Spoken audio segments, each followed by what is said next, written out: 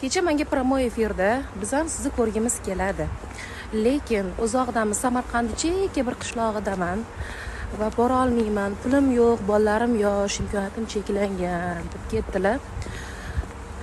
Meni ko'pdan beri kuzatadiganlar biladi.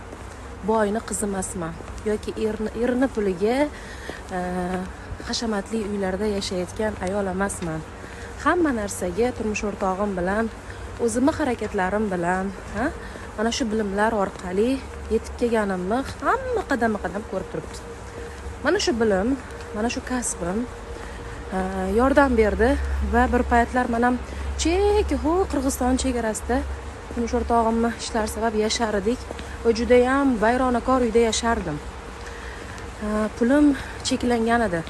Deyarli pul bo'lmasdi, puldan doim meni muammoyim bor edi. Mana shularda yashab o'tgan insonman.